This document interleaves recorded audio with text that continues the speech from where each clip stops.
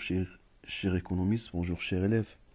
Ravi de vous rencontrer de nouveau afin de vous présenter cette capsule vidéo qui traite les options stratégiques des entreprises.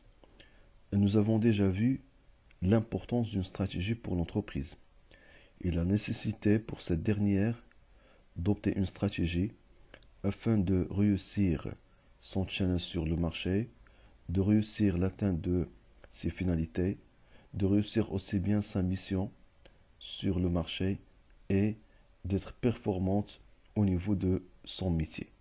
La stratégie, comme nous avons vu, est indispensable parce qu'il permet de clarifier les options et les orientations, quelle que soit stratégique ou opérationnelle de l'entreprise, et de clarifier le chemin pour l'ensemble des parties prenantes au sein de l'entreprise. Donc les stratégies que les entreprises peuvent les adopter.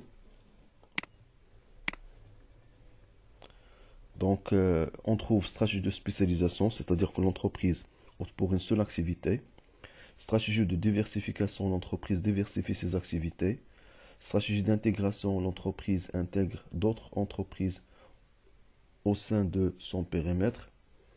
Stratégie d'impartition, une option stratégique qui se base principalement sur des partenariats avec d'autres entreprises. Et stratégie d'internationalisation qui correspond au développement de l'entreprise à l'international. Par la suite, donc, stratégie de pénétration qui consiste prendre la forme d'une stratégie de domination par les coûts, stratégie de différenciation, stratégie de focalisation, stratégie de développement par produit, stratégie de développement par marché ou stratégie de recentrage ou de désengagement. Dans le cadre de cette capsule vidéo, nous traitons, Inch'Allah, donc les stratégies de pénétration. Pénétration veut dire que l'entreprise opte une stratégie afin de pénétrer un marché. Donc, les stratégies de pénétration sont l'ensemble des stratégies que l'entreprise peut adopter pour pénétrer un marché en vue de répondre aux attentes de la clientèle et de faire face à la concurrence. Donc, l'entreprise, pour répondre aux attentes de la clientèle, c'est-à-dire pour justifier et pour mettre en relief de sa mission sur le marché et afin de confirmer sa performance au niveau de son activité, est censé d'opter pour une stratégie de pénétration. Donc l'entreprise peut opter plusieurs stratégies de pénétration en fonction du marché et de la clientèle ciblée. Donc les stratégies de pénétration, qu'on va les préciser, ne sont pas figées. Donc l'entreprise peut combiner en même temps, il peut opter en même temps pour plusieurs options stratégiques de pénétration en fonction du marché ciblé par l'entreprise et en fonction de la clientèle visée par l'entreprise. On commence dans un premier temps par une stratégie de domination par les coûts. L'entreprise optimise les coûts et baisse les prix afin d'avoir un avantage compétitif au terme de prix.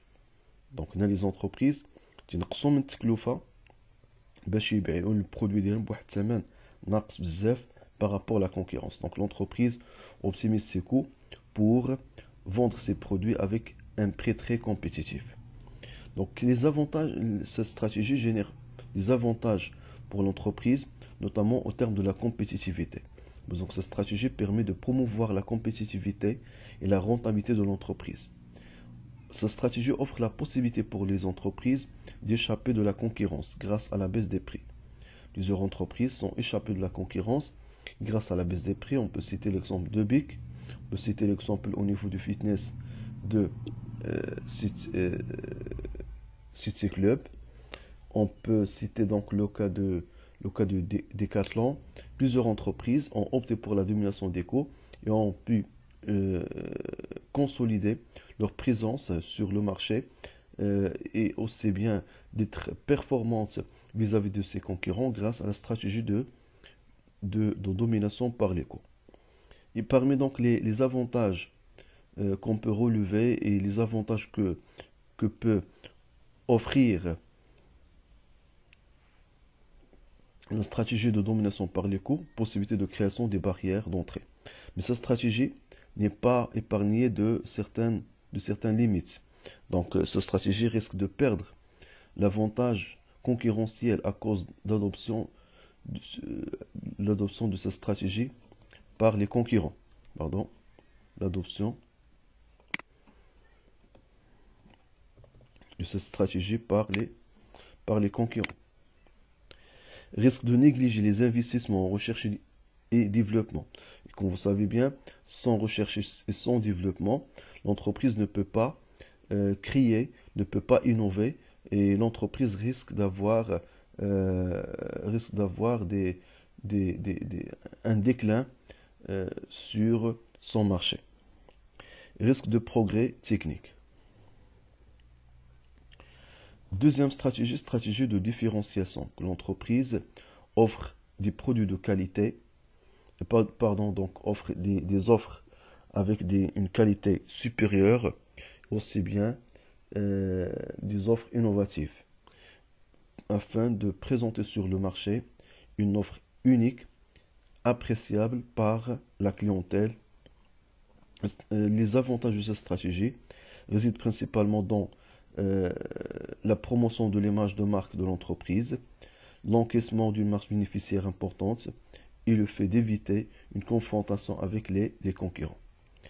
Parmi les limites, la vente à des prix élevés risque de faire perdre l'entreprise des parts de marché.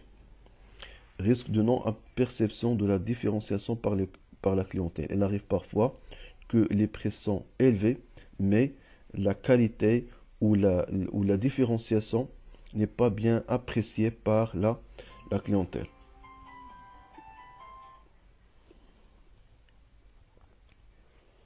Stratégie de focalisation, comme quoi que l'entreprise se focalise soit sur une niche, soit sur un créneau. Une niche, c'est-à-dire que l'entreprise concentre ses efforts sur un produit particulier.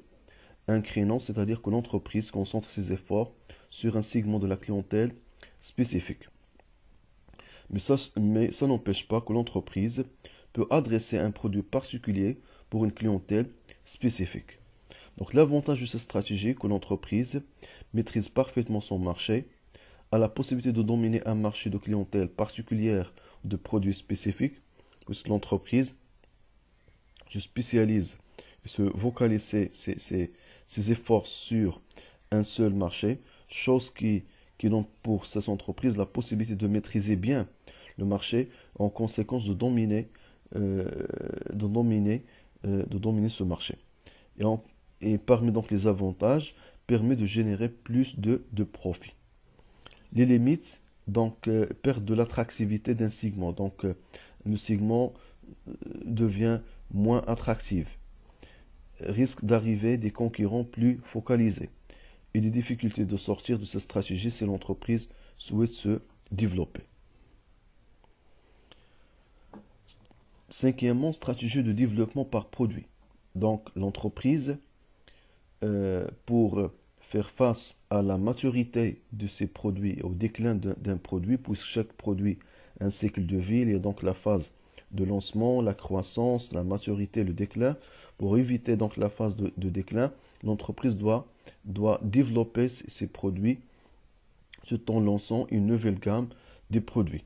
Donc on parle donc d'un marché existant, c'est un marché existant, mais l'entreprise lance une nouvelle gamme de produits. Par exemple, le marché bancaire, c'est un marché qui existe toujours. Dans un souci donc d'assurer donc la continuité de l'offre sur le marché bancaire, les banques peuvent offrir une nouvelle gamme des produits de financement. L'exemple sur le marché actuellement, l'offre Intelaqa est une gamme des offres de financement proposées par les banques pour la clientèle. Donc il s'agit d'un développement d'un produit qui permet d'instaurer la continuité de l'offre financement et de faire face donc à la maturité de l'offre de financement sur le marché bancaire. Parmi donc les avantages que que cette stratégie peut les procurer pour les entreprises.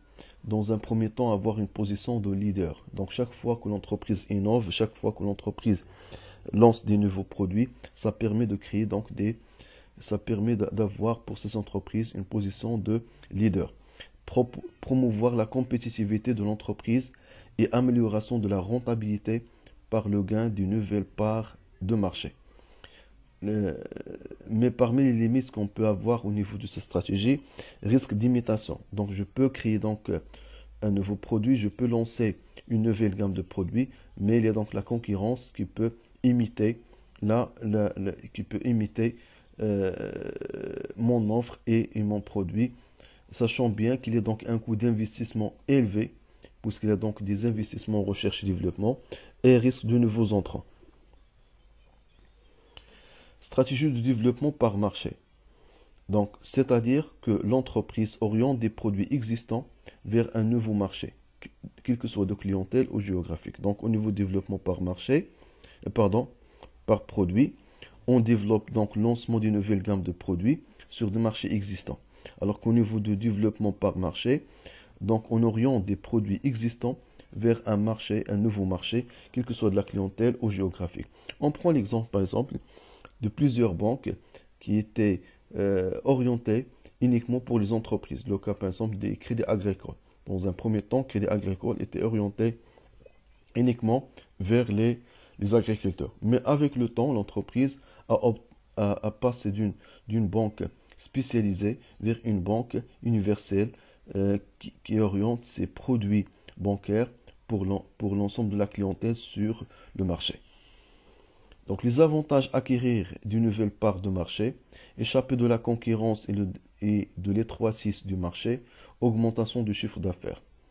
Limite donc les barrières d'entrée. Il y a donc parfois certaines barrières d'entrée. Quand on parle des barrières d'entrée, parfois réglementaires, parfois techniques et parfois financières. D'accord? Donc il n'y a pas que des barrières réglementaires, il y a plusieurs types des barrières.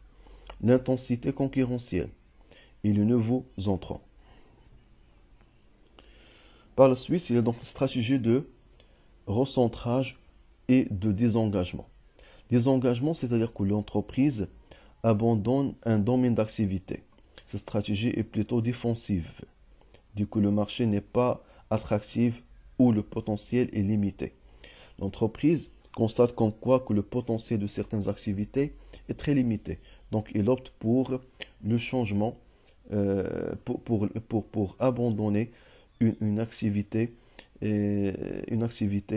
où les perspectives d'évolution est très limitée sur le marché. Donc cette stratégie permet une amélioration de la rentabilité grâce à la maîtrise de l'entreprise de son métier de base, une allocation optimale des ressources financières.